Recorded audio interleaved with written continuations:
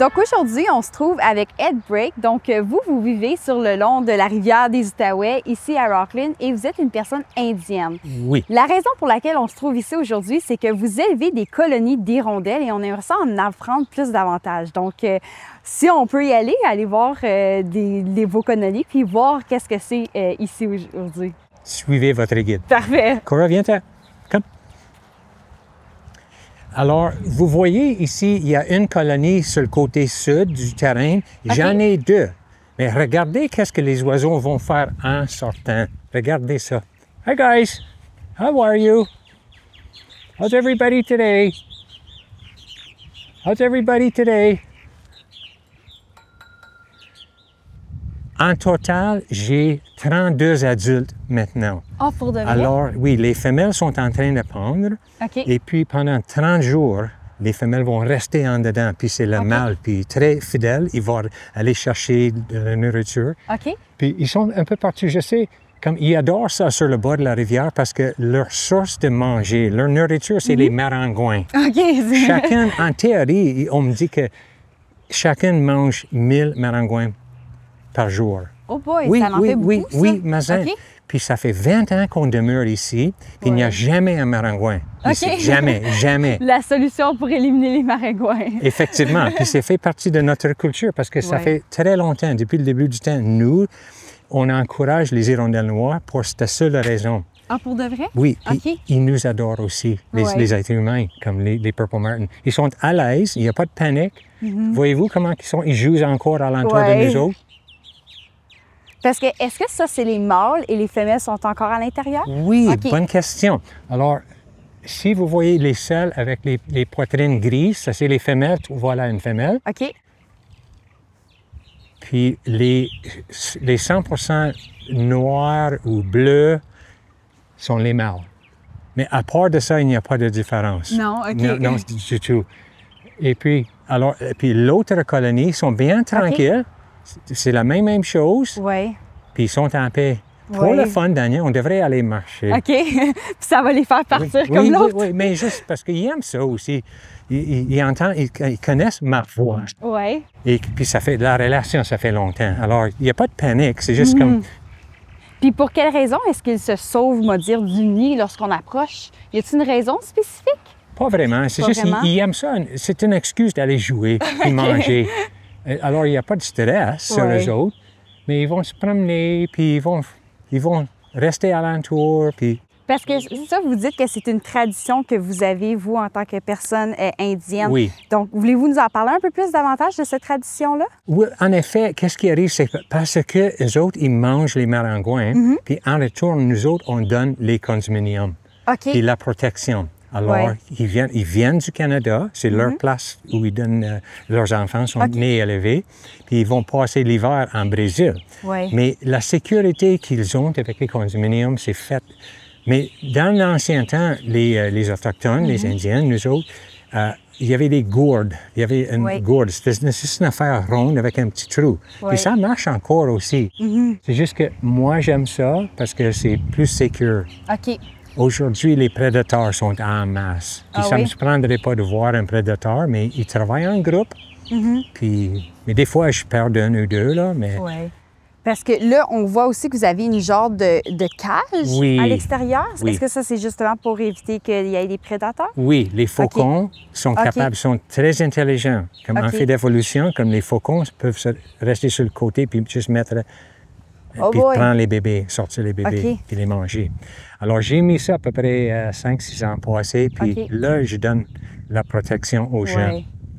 J'aime pas bien l'idée d'interférer avec la nature, mais quand même, depuis 15 ans, là, comme les prédateurs sont en train de multiplier, comme j'ai jamais vu. C'est parce qu'il n'y a plus de chimie, puis il n'y a plus de... Alors, ils ont plus de chance. Nous avons les aigles aussi, puis ils sont tout le temps ici, puis c'est pas un prédateur. C'est les faucons. OK, c'est pas la même chose. Non, non, du tout. Pas les gros comme les aigles, ils ne sont pas intéressés à manger ces petits oiseaux-là. OK, Puis c'est ça aussi, on peut voir aussi qu'il y a plusieurs habitats, si je peux dire seulement. C'est quoi l'avantage, justement, d'avoir, on va dire, des auberges comme celle-ci, puis pas juste d'avoir une petite une petite place. Ils préfèrent ça. Ils préfèrent ça? Puis l'homme et la femelle, comme durant l'année, ils ne sont pas ensemble. OK. Mais c'est juste durant la saison de reproduction qu'ils sont ensemble, puis c'est ça qu'il aime. Disons un gourde, mais ça prend bien la place. Ici, je peux avoir 16 dans une petite affaire. So, oh mon Dieu, ça m'en fait beaucoup. 16 fois 2, mâle, femelle. Oui. Puis là, les bébés, ils ont entre 4 puis 7 jeunes. Aussi. Alors, ça prend de la place. Oui. Puis, Daniel, une autre affaire drôle, comme c'est l'oiseau qu'une fois qu'il vient au monde, ça prend 30 jours avant qu'il sorte du nid. OK. Alors, 30 jours, c'est longtemps. Oui. C'est quand même un mois complet. Au cours de l'été, ça passe vite. Parce que j'imagine, eux autres sont arrivés à quel moment de l'année qu'eux autres reviennent au Canada? Le 12 avril, c'est la date. Puis on peut traquer en ligne quand ils arrivent en Floride. Parce qu'il y a des associations qui traquent. Puis, alors, je sais que d'habitude, à Noël, ils traversent de Mexique en Floride. Et puis, après ça, dépendant où est-ce qu'elle est le froid, comme ils montent tranquillement. OK. Puis ils arrivent ici dans la région, d'habitude c'est le 12 avril. OK. Fait que c'est dans ces environs-là. Puis à quel moment est-ce qu'ils repartent par la suite? Aussitôt que les bébés sortent du nid, en dedans de 2-3 jours après, ils vont partir, mais ils reviennent aux 2 jours. Okay. Mais normalement, la fin de juillet, le 10 août, sont tous partis. OK, fait qu'il reste quand même pas une longue période de temps. OK. Non. Mais c'est leur chez eux, ici, le Canada. Mais aussitôt, parce que qu'est-ce qui arrive, c'est que les prédateurs sont ici, surtout quand les jeunes commencent à sortir, et les jeunes sont vulnérables. Ouais. Mais aussitôt que 2-3 jours là, de pratique, là, ils peuvent partir puis vivre dans les arbres. OK. Mais ils reviennent pour jouer le jour. Ouais. Mais les nuits, les matins, ils sont mieux dans le bois. C'est pas juste les enfants qui partent, les adultes aussi repartent une fois que c'est terminé? Oui, parce que les adultes restent avec les jeunes pour former. OK. Oui. Parce que j'ai vu aussi quelque chose qui disait que les hirondelles noires étaient un peu en danger. Donc, il y avait beaucoup de prédateurs, puis les raisons ne sont pas nécessairement très claires encore. Mais pourquoi c'est important de protéger cet oiseau-là? Si on ne protège pas, ils n'ont pas de chance de survivre dans le futur. Ils sont doux. Comme je peux descendre le nid maintenant. Veux-tu que je descende le nid? Yeah, sure. Mais prépare-toi. Ça se peut qu'on va voir les bébés. On est le mois de juin. Ça se peut qu'on va voir les nouveaux-nés. Possiblement. Mais ils ne vont pas paniquer. Oui, ils sont habitués. Oui, non, ils font confiance. Puis il n'y a pas de question. Regardez.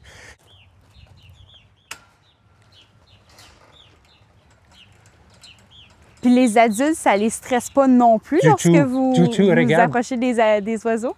Quand ils stressent, quand le prédateur est alentour, c'est du bruit. Mais ici, là, ils ne sont pas stressés.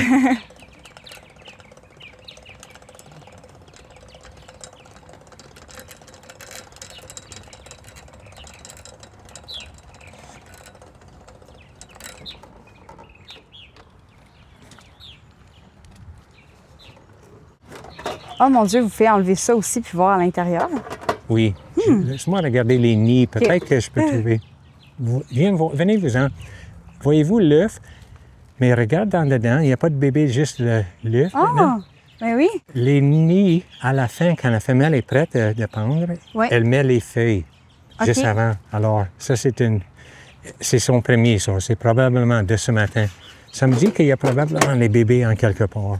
Puis tantôt, vous avez dit qu'ils peuvent avoir de 1 à 4 oiseaux? De 1 à 7. 1 à 7, OK. Oui.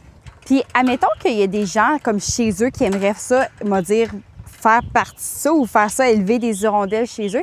Est-ce que c'est facile à faire? Oui. Pourtant que l'environnement est sécure, ils préfèrent le bord de l'eau. Parce que la nourriture ici, comme les barangouins, sont en masse. Ouais. Cette année, les adultes sont arrivés ici quelques jours avant l'autre. Alors, ça me dit qu'ils sont plus matures. Oui. Puis ils ont probablement fait leur travail avant. Puis est-ce que ça vous demande de l'entretien, vous, ou vous avez simplement besoin de laisser ça là? Non, moi, je laisse ça naturel parce que je ne veux pas interférer. Au début, je nettoyais parce qu'on faisait un projet de banding où on mettait les bandes alentour. Mais je n'aime pas ça. C'est comme on interférait. Puis l'information, c'est pas si important que ça avec le banding. Moi, j'ai lâché ça à peu près 12-13 ans passés. OK. Mais on reçoit, ici, on a les oiseaux, les adultes avec les bandes. Ça veut dire qu'ils sont venus d'ailleurs. J'aimerais vraiment ça de monter les bébés parce que des fois, quand les bébés viennent au monde, un parent va rester en dedans. Ils n'ont pas peur à nous autres. OK. 5 œufs sont... Parce que vous disiez tantôt que des fois, vous les preniez dans vos mains. Dans quelles circonstances est-ce que ça arrive? Parce que des fois, qu'est-ce qui arrive, c'est qu'il y a les infestations de bébites. OK. Les jeunes n'ont pas de poils, pas de plumes avant 7-8 jours. Okay. Alors, ils sont très vulnérables aux bébites. OK. Moi, je peux enlever les bébites, puis changer le nid moi-même, puis les parents acceptent ça parce qu'ils savent qu'on est leurs amis. Puis comment est-ce que ça se fait que ces oiseaux-là, comme ils n'ont pas ce réflexe-là d'avoir peur des humains? C'est-tu à cause avec les années que c'est une tradition qui s'est instaurée? Oui. Parce que quasiment tout le monde ici, là, me connaît personnellement comme bébé. Alors, ils reviennent ici, ils disent « Oh, c'est Ed. C'est comme, on est safe là. Oui. Parce que ça prend combien de temps entre le moment où est-ce que l'œuf est pondu et que l'œuf va éclore? Après qu'elle finit de pondre, parce qu'elle fait un chaque matin, puis d'habitude juste quelques jours, parce que la femelle reste. Je ne peux pas te dire exactement combien de jours, mais c'est pas longtemps après. Comme, même là, j'ai leur nid, mais il n'y a pas de panique, il n'y a pas de stress. Parce qu'ils nous connaissent, puis... la relation entre les hirondelles noires et les êtres humains, c'est incroyable. Est-ce que vous diriez qu'il y a d'autres animaux comme ceux-là, où est-ce qu'ils ont une belle relation avec les humains, comme des animaux, on va dire, sauvages, si je peux dire ça un peu comme ça? Oui. Je dirais que oui, parce que j'entends toutes sortes d'histoires. Puis dans notre culture, tout arrive par anecdotes, les histoires, parce que dans le vieux temps, personne n'écrivait. Les anecdotes sont très importantes pour nous autres, puis on croit fort. On entend toutes sortes d'histoires. Mais je ne sais pas, avant votre temps, je sais que c'était la vue de Kevin Costner, Dances with Wolves. As-tu déjà vu ça? Non, malheureusement. Parce que lui avait fait ami avec un loup. Puis c'est une histoire qu'on entend. Un lone wolf, un loup, peut faire ami avec un humain qui le traite, puis ils ont une relation respectueuse. Alors, tout est possible si on ouvre notre esprit. Puis, c'est quoi pour vous l'importance en tant que personne indienne d'avoir des bonnes relations avec votre environnement, avec autant les animaux que la flore? Cette relation est la relation la plus importante de ma vie. J'ai les petits-enfants, puis nous, le terrain, on dit Mother Earth. Puis le terrain, ça n'appartient pas à moi. Je suis juste ici temporairement. D'ici peut-être 20 ans, quelqu'un d'autre va avoir ça. Puis j'aimerais ça, idéalement, que quelqu'un continue la tradition. Alors, la vie est basée sur la relation avec l'environnement. Alors, quand on parle de Dame Nature, dans nos mots à nous, c'est Mother Earth. Mais même chose, Mother Earth, Dame Nature. Puis, une fois que tu es en paix avec l'environnement, il me semble que la vie va mieux. Puis mes petits-enfants, j'encourage quand ils sont ici, au lieu de juste regarder droite ou en bas, regardez en haut. C'est une affaire de beauté de voir. C'est pas juste les hirondelles noires, mais les aigles. Comme l'autre jour, j'étais juste ici le matin avec mon café sur le balcon, puis un aigle a passé tranquillement. C'est une affaire de beauté. Je me sens choyé. Alors, ça a fait ma journée. Alors, c'est ça l'influence que l'environnement peut faire sur nous. Souvent, on oublie que on est juste une spécie. On partage avec toutes sortes de... Et c'est quoi aussi l'importance de transmettre ces traditions-là vers les plus jeunes générations, par exemple, peut-être envers vos enfants? Alors, très important. Je m'inquiète pour ça. Mais je ne m'inquiète pas que moi, j'ai appris, j'ai fait 20 ans. Cette année, ça fait 20 ans que je fais ça. Puis j'avais commencé à Orléans. J'ai même essayé Orléans, mais ça marche vraiment sur le bord d'une rivière parce que c'est la source de nourriture. Mais je fais confiance dans la génération d'aujourd'hui parce que chaque fois que j'ouvre la télévision ou les nouvelles, les jeunes sont plus intéressés dans l'environnement que dans d'autres mondes. C'est bon signe, ça. Moi, je fais confiance dans les jeunes aujourd'hui. Ils sont intéressés.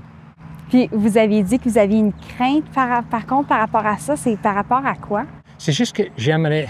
Parce que entre les jeunes d'aujourd'hui puis les vieux d'aujourd'hui, il y a une grosse différence. Tu sais? Les baby boomers sont les plus vieux maintenant. Moi, je fais partie de cette génération-là. Mais juste que j'aimerais voir plus la transition plus. Mais il faut vraiment faire confiance parce que... Oui. Puis, vous diriez, vous, en tant que personne indienne, c'est quoi que vous aimeriez plus voir dans notre communauté? La compréhension. La compréhension? Vous trouvez qu'il y a un manque de compréhension? Mais oui, parce que, évidemment, par mon accent, vous savez que je suis anglophone. Mais moi, à 29 ans, je voulais vraiment apprendre le français quand j'ai déménagé ici à Ottawa. OK. Je voulais vraiment. J'étais obsédé par ça, la langue française. Tout le monde me disait comment difficile que c'était. À 29 ans, je ne pouvais pas compter de 1 à 10. OK. Mais là, j'ai appris la langue. C'est facile. C'est pas compliqué quand tu as l'esprit ouvert. C'est ça, ça prend tout le monde d'avoir un esprit ouvert. C'est pas une affaire d'anglais, français, indien. C'est pas ça. Nous sommes tous des êtres humains, puis nous sommes une communauté. Regardez qu'est-ce qu'on fait maintenant avec M. Trump. Tout le monde, on est tous ensemble. Le Québec, l'Ontario, comme on mène. Puis on est ensemble, nous sommes une nation. C'est ça l'importance pour moi. Nous sommes vraiment une nation ici. Puis notre histoire est riche, très riche. Les autres pays de l'extérieur nous admirent. Je sais. J'ai fait 32 ans comme policier dans la police montée, puis j'ai toujours rencontré toutes sortes de bons mondes. Puis je me suis dit, OK, nous demeurons dans le modèle du bilinguisme où quasiment tout le monde parle les deux langues ici. Qu'est-ce que ça prend pour monter ça à un autre niveau? Parce que partout à l'extérieur, les gens nous admirent de l'extérieur. Il y a une raison pour ça. Peut-être qu'on prend pour acquis qu'est-ce qu'on a. Oui. Puis, est-ce qu'il y a des défis, des fois, que vous rencontrez à cause que vous êtes une personne indienne? Oui. Oui? OK. Malheureusement, ça existe encore, mais c'est souvent le monde qui ne sont pas instruits ou qui ont eu une expérience dans le passé. Mais oui, malheureusement, mais ça fait partie de la vie. Comme un jour, ça change tranquillement. Puis je fais confiance encore. Oui. Puis parmi les défis que vous rencontrez, est-ce que c'est principalement face à des préjugés ou des stéréotypes, des choses comme ça? Oui, c'est toujours ça. C'est relié à ça. C'est toujours ça, les stéréotypes. Mais il faut vraiment ignorer l'ignorance des fois. Parce que dans mon corps, comme mon grand-père était québécois. Tu sais? Fait que mon père est indien. Alors, c'est comme... Moi, je suis vraiment un mélange, mais j'ai grandi comme indien. Puis j'ai été instruit. C'est juste ça que je sais. Mais j'ai un grand-père que je n'ai pas rencontré. Je n'ai jamais rencontré. Il est mort avant. Mais un Québécois. Alors, je suis fier de ça. J'étais inspiré d'être cette personne qui parle les langues. Puis ma femme est francophone. Alors... La vie change. Le multiculturalisme, un peu. Oui, effectivement. Merci pour le mot. Effectivement, c'est ça le bon mot. Puis, votre génération, je suis très inspiré. Je sais que vous admirez la nature. Puis, pour moi, ça me chauffe le cœur. Je sais que c'est bon signe pour le futur. C'est quoi, vous diriez, vos traditions que vous appréciez le plus en tant que personne indienne? L'appréciation de Dame Nature. C'est ça que vous aimez le plus. C'est profond parce que tout vient de la terre. Puis Dame Nature, pour nous, c'est quelqu'un, elle est toujours alentour de nous autres. Puis elle nous encourage de respecter le terrain, puis préparer ça pour la prochaine génération. Je ne suis pas le premier de vivre ici. Imaginez-vous, dans la rivière Outaouais, c'est 1200 km de long, de Winnipeg jusqu'à Montréal. C'est le Trans-Canada original. Oui, c'est l'autoroute originale du Canada, comme tout le monde descendait la rivière. Puis avec les feux, là. Puis là, les autres montaient vers l'ouest du Canada. C'est spécial. Alors, nous, on dit que c'est notre terrain ancestral parce que tout le long de l'Outaouais, on sait que les Indiens restaient sur les deux bords. Il n'y avait pas de Québec, Ontario, on était une. Alors, c'est très... Moi, j'apprécie vraiment le luxe d'être ici. Puis, vous nous avez mentionné que c'est aussi de prendre soin de la terre. Comment est-ce que ça se fait, ça? De respecter la terre, puis comme... Nous sommes tous organiques. Mes pommiers en avant, mes Honeycrisp et mes Royal Gala sont organiques. Je ne mets absolument rien. Je ne veux pas les stresser trop. Puis, même si on reste ici, ils vont retourner ils vont derrière, puis il n'y a pas de question. Mais non, c'est juste pour respecter le terrain, puis toujours de garder en tête qu'il y a d'autres mondes qui vont vivre ici. Oui. Il y a dans le futur, puis j'espère pour longtemps. Oui. Puis idéalement, j'espère que ça va être du monde qui respecte aussi. Oui. Puis, grâce à vous, vous ajoutez un peu de connaissances aux hirondelles noires, puis la beauté de la vie aussi, parce que ça ne coûte pas cher. Ah, non, c'est pas quelque chose qui est très coûteux. Rien. Parce qu'à part de ça, c'est la seule chose que vous avez besoin? Ils viennent, ils ont leur propre magasin, la nourriture est tout partout. Ils sont vraiment bien. Ils sont vraiment bien. Et puis, pour moi, c'est ça la relation symbiotique, parce que nous, on les encourage, ils font quelque chose pour nous autres, manger les maringouins. Entre-temps, nous, on fournit la sécurité, puis une place sécure puis propre pour qu'ils puissent reproduire. Alors, c'est juste ça, c'est une relation, mais toute la vie est faite comme ça, une relation entre les species. Et si, une dernière question pour vous, s'il y aurait un élément que vous aimeriez voir changer dans notre communauté, qu'est-ce que ça serait? Je sais qu'on est tous bilingues, mais j'aimerais que les gens rise above, parce qu'il y a d'autres niveaux d'être content dans la vie, que d'apprécier les éléments de chaque culture. J'aimerais voir ça, j'aimerais vraiment voir ça. Parce que je ne suis pas la seule Indienne ici. J'ai une cousine qui reste pas loin d'ici, puis toutes sortes d'amis des Mohawks, les Algonquins. Oui, on a il y a quand même un bon réseau ici dans la région. Oui, il y a une bonne communauté. Puis ça change tranquillement. Parce que le monde change aussi. Comme on a d'autres défis. Ce n'est pas, en anglais, on dit les silos, mais on n'est pas les individuels. Comme nous sommes une communauté. On est plus forts ensemble. Alors, moi, j'en profite. Ma femme francophone, je parle français, je me promène partout. J'ai du fun partout. Le manger, pour moi, j'aime ça, les restaurants français. Il y a toutes sortes de choses. Mais j'aimerais ça que... Mais c'est un rêve. Je pense que ça arrive déjà. C'est en train de se transformer tranquillement. Très encouragé par les jeunes d'aujourd'hui, moi. Bien, je vous remercie énormément pour cette rencontre inspirante, puis de pouvoir voir ce que vous faites ici. C'est vraiment beau à voir. Un grand merci. Merci à vous. Merci.